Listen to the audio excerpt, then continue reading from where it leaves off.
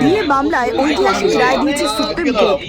বকেয়া ডিএর 25% মেটানোর নির্দেশ শীর্ষ আদালতে। আগামী 31 মার্চ সময়সীমা, তার মাঝে দ্বিতীয় কিস্তিতে 25% বকেয়া ডিএ দিতে হবে, এমনটাই নির্দেশ দিয়েছে সুপ্রিম কোর্ট। আর তারপরে খুশির হাওয়া সংগ্রামী যৌথ মঞ্চে। সংগ্রামী যৌথ মঞ্চের আহ্বায়ক ভাস্কর ঘোষকে মিষ্টিমুখ করাচ্ছেন সেখানকার যে সমস্ত প্রতিবাদীরা। দীর্ঘদিন ধরে তারা লাগাতার অবস্থান করছেন, বিক্ষোভ করেছেন। এটাই তাদের নৈতিক জয়, কেননা শীর্ষ আদালত স্পষ্ট জানিয়ে দিয়েছে আইনত অধিকার সরকারি কর্মচারীদের তাদের দিয়ে পাওয়াটা। তাই মিষ্টি মুখে চলছে উদযাপনের পর্ব। দীর্ঘদিনের তাদের অবসান হয়েছে। আইনিগতভাবে তারা এগিয়েছেন, কেননা তারা তাদের হকের দাবির জন্য, তারা তাদের ডিএর জন্য পথে নেমে লাগাতার প্রতিবাদ করেছিলেন, বিক্ষোভ জানিয়েছিলেন। আর এবার আজ সবটাই যেন মিষ্টি মুখের মধ্য দিয়ে, উদযাপনের মধ্য দিয়ে চলছে সেই প্রকল্পটা। কবে আসবে সেই প্রতীক্ষিত বকেয়া দিয়ে, সেদিকে তারা প্রত্যেকে তাকিয়ে রয়েছে। তবে এর মাঝে ধন্যবাদ যে সংগ্রামী যৌথ মঞ্চ, সেখানকার ছবি দেখাচ্ছি। মিষ্টিমুখ করানো চলছে একে অপরকে, মিষ্টি মুখে আজকের দিনটি তারা উদযাপন করছেন। তারা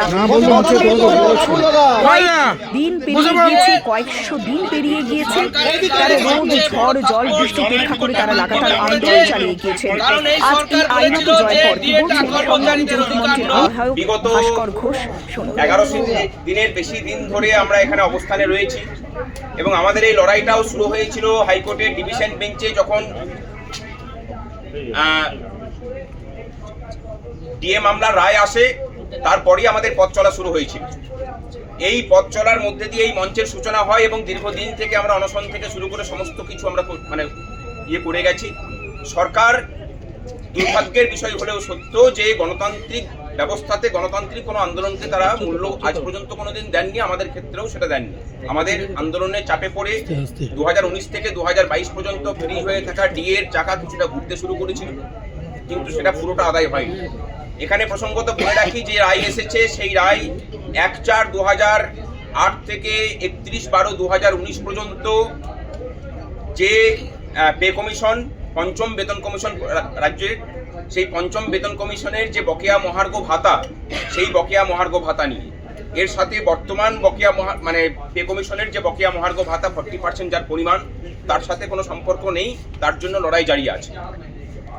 আজকে যে রায় এসেছে, আমরা প্রথমেই সমস্ত মামলাকারী সংগঠন যারা কর্মচারীদের পক্ষে লড়াই করেছেন, confederation of state government employees, তারপরে হচ্ছে যে কর্মচারী পরিষদ, ইউনিটি ফোরাম, তাদের সকলকে ধন্যবাদ জানাচ্ছি। আমরা এই মামলাতে ঢুকেছিলাম তাদের হাতকে শক্ত করার জন্য, এবং আপনারা জানেন যে এই মামলাতে আমরা ভারতবর্ষের বিখ্যাত আইনজীবী গোপাল সুব্রমণিয়াম স্যারকে নিয়েছিলাম। তার সওয়াল জবাব আপনারা শুনেছেন এবং এটা প্রমাণ হলো যে কর্মচারীদের অত আর্থিক সক্ষমতা না থাকলেও আমাদের মামলাতে সুপ্রিম কোর্টে রাজ্য সরকার, সুপ্রিম কোর্টের সমস্ত সিনিয়র আইনজীবীদেরকে নামিয়েছিলেন আমাদের বিপক্ষে। কিন্তু কর্মচারীদের যে লড়াই, যে অধিকার, সেই অধিকারকে তারা খণ্ডন করতে পারেননি এবং জয় আটকাতে পারেননি। নিম্নতর আদালতে যেভাবে আমাদের জয়ের ধারাবাহিকতা বজায় থেকেছে, এখানেও তাই হয়েছে। আশা তারাই করেন যখন দয়ার দানের ব্যাপার থাকে। এটা কোনো দয়ার দান নয়। আশা আবার কি? আশা উনি সুপ্রিম কোর্টের রায়কে মানবেন কিনা সেটা মাননীয় মুখ্যমন্ত্রীকে ঠিক করতে হবে। গতকালকে উনি সুপ্রিম কোর্টে নিজে গিয়েছিলেন প্লিড করতে। যে প্রতিষ্ঠানে আপনি গেলেন, সেই প্রতিষ্ঠানটার মান মর্যাদা আপনি রাখবেন কিনা সেটা আপনি ঠিক করবেন। যদি আপনি ঠিক না করেন, বাকিটা তো আমরা বুঝে নেব। এটুকু বলে দিলাম। আপনাদের অনেকেই সংশয় প্রকাশ করছেন যে আগেরবার যেভাবে রাজ্য সরকার দেয়নি, এবারও যদি না দেয়, সেই ক্ষেত্রে রাজ্য সরকারের কাছে না দেওয়ার কোনো পথ খোলা থাকছে? আর যদি থাকে, তাহলে আপনাদের কাছে কি পথ থাকছে? আমার মনে হয় এটা ফাইনাল ভার্ডিক্ট, তো এখানে আর না দেওয়ার কোনো জায়গা খোলা নেই, তাকে মানতেই হবে। আর আগের বার এটা অন্তর্বর্তী সময় ছিল। সুপ্রিম কোর্ট যেহেতু বললো যে অন্তর্বর্তী রায় মানেনি, আমরা কোন মামলা শুনানি করে দিচ্ছি, এবং আপনারা দেখেছেন যে ধারাবাহিকভাবে শুনানি হয়ে সেই মামলার শুনানি শেষ হয়েছে। এবারে তো আর কোনো ব্যাপার নেই। এবারে ফাইনাল ভার্ডিক্ট যেহেতু এসেছে, এই রায় না মেনে এই সরকারের আর যাওয়ার কোনো রাস্তা নেই। আর আমরা বলে দিচ্ছি যে আর কোনো রাস্তা আমরা ছেড়েও রাখবো না। যেদিক দিয়ে এদিক দিয়ে পারাবার পথ উনি খুঁজবেন, সেই সমস্ত রাস্তা আমরা বন্ধ করে রাখবো। আমরা কি করব সেটা তো মনে হয় প্রথমেই বললাম, যে কর্মচারীদেরকে নিয়ে যে আন্দোলন হবে। আপনারা দেখেছেন এই মঞ্চে যখন অনশন হয়েছে কতটা বেকায়দায় সরকার করেছে। আপনারা দেখেছেন যে হরিশ মুখার্জি স্ট্রিট দিয়ে বিগত 14 বছরে কাউকে ঢুকতে দেয়নি। আমরা মিছিল করেছি গোটা হরিশ মুখার্জি স্ট্রিটে, যখন মিছিল হয়েছে তখন মিছিল শেষ হয়নি। সেরকমই কিছু দেখবেন। আপনারা দেখেছেন যে নবান্নের বাস স্ট্যান্ডে কেউ বসতে পারেনি, আমরা 3 দিন ধরে বসে থেকেছি। আপনারা যা দেখবেন সেটা নতুন ইতিহাস হবে, কর্মচারী আন্দোলনের ইতিহাসে এবং রাজ্যের আন্দোলনের ইতিহাসে। এই রায়ে কত লক্ষ কর্মচারী এবং পেনশনার লাভ উপকৃত হচ্ছেন আজকের এই রায়ের পর? মোটামুটি 12 লক্ষ স্থায়ী কর্মচারী এবং পেনশনার এর ফলে উপকৃত হবেন। এবং এর সাথে বলে রাখি যে এই যে ডিএ 1% ডিএ বাড়লে অস্থায়ী কর্মচারীদের দৈনিক মজুরিতে 6 টাকা বৃদ্ধি হয়, বুঝতে পেরেছেন?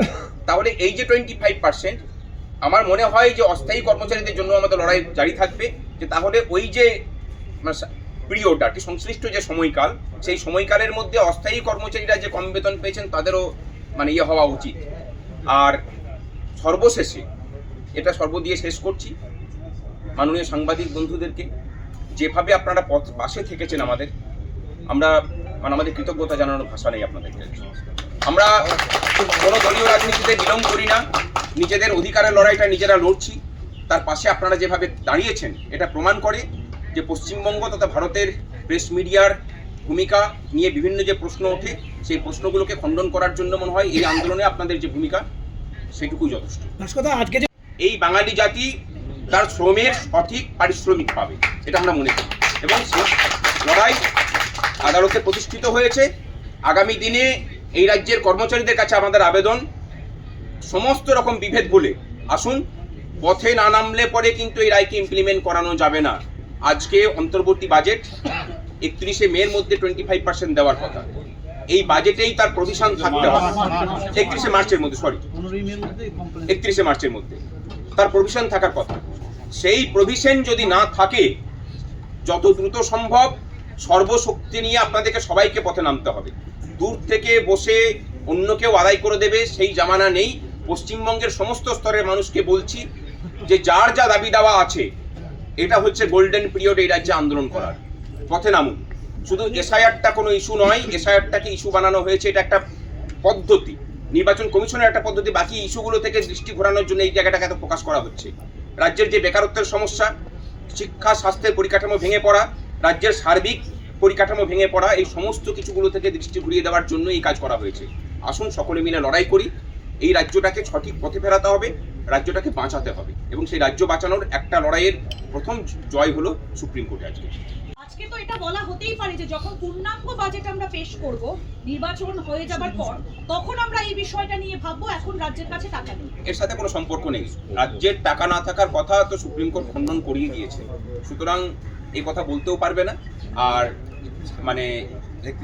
এই 31শে মার্চের মধ্যেই তো এই যে অস্থায়ী বাজেট, সেই অস্থায়ী বাজেটের কার্যকাল তো সেই সময়টা এখন সময়সীমার মধ্যেই থাকছে, সুতরাং তারপরে তো আর থাকছে না।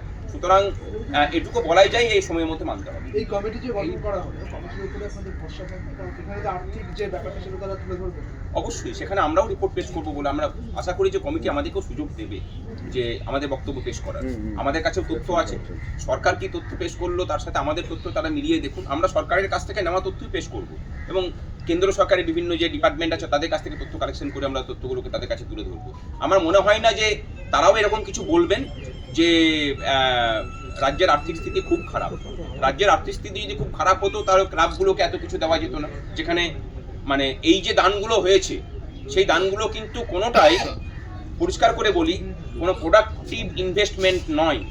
একটা রাজ্য সরকারের কাজ হচ্ছে প্রোডাক্টিভ ইনভেস্টমেন্ট করা, যেখান থেকে তার কিছু ফেরত আসে। আমরা জানি যে পরিকাঠামো ক্ষেত্রে 1 টাকা ব্যয় করলে সেটা 3 টাকা হয়ে ঘুরে আসে।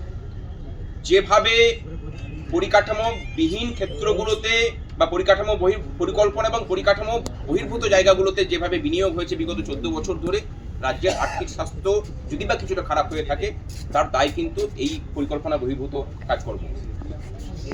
আমাদের শুধুমাত্র কর্মচারীদের দিয়ে পাওয়ার লড়াই ছিল, আমরা বলছি যে না, এটা রাজ্যবাসীর জন্য বার্তা আমাদের। এই লড়াইটা এই রাজ্যের সমস্ত খেটে খাওয়া মানুষের সঠিক শ্রমের বিনিময়ে সঠিক পারিশ্রমিক তারা পাবেন কিনা তার লড়াই ছিল। এই রাজ্যের কর্মচারীরা সব থেকে কম ডিএ পেতেন বলে, স্থায়ী কর্মচারীরা এবং পেনশনাররা, এই রাজ্যের স্থায়ী কর্মচারীদের বেতন দেশের মধ্যে সব থেকে নিম্ন ছিল। তারই সাথে পাল্লা দিয়ে এই রাজ্যের প্রত্যেকটা স্তরের খেটে খাওয়া মানুষ তিনি কলকারখানায় কাজ করানো হোক, ইটভাটাতে কাজ করা শ্রমিক হোক, ধান পোতার শ্রমিক হোক, রাজমিস্ত্রি হন অথবা রাজমিস্ত্রির যোগানদার, প্রত্যেকের ক্ষেত্রেই দেখা যাবে আসাম বলুন, বিহার বলুন, ঝাড়খণ্ড বলুন বা উড়িষ্যা বলুন, প্রত্যেকটা জায়গার থেকে তাদের বেতনটা হচ্ছে এখানে অর্ধেক। তার কারণটা অন্য কিচ্ছু নয়, এই যে রাজ্যগুলোর কথা বললাম, এই সমস্ত রাজ্যের স্থায়ী কর্মচারীদের থেকে ঠিক অর্ধেক বেতনে কাজ করেন এই রাজ্যের স্থায়ী কর্মচারী পেনশনাররাও। তারই সাথে পাল্লা দিয়ে এটা নির্ধারিত হয়েছে। ব্যবসায়ীদের জন্য বক্তব্য যে এই টাকা যদি রাজ্যের কর্মচারীদের কাছে আসে, কর্মচারীদেরকে দিয়ে দেওয়া হয় তাদের ক্রয় ক্ষমতাটাকে ঠিক জায়গায় রাখার জন্য। সুতরাং ক্রয় তারা করবেন কোথা থেকে? না, বাজার থেকে। বাজারে গেলে পরে সেই টাকাটা যাবে কাদের কাছে? ব্যবসায়ীদের কাছে। সুতরাং ডিএটা শুধুমাত্র কর্মচারী পেনশনারদের বিষয় নয়, এর স্থায়ী এবং স্থায়ী সম্পর্ক, সরাসরি যোগাযোগ রাজ্যের সমস্ত স্তরের মানুষের সাথে আছে।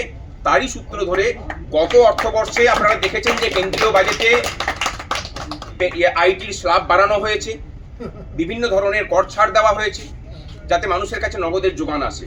আমাদের রাজ্যের অর্থনীতি ধসে পড়ার আরেকটা বড় কারণ যে মানুষের কাছে অর্থের যোগান নেই।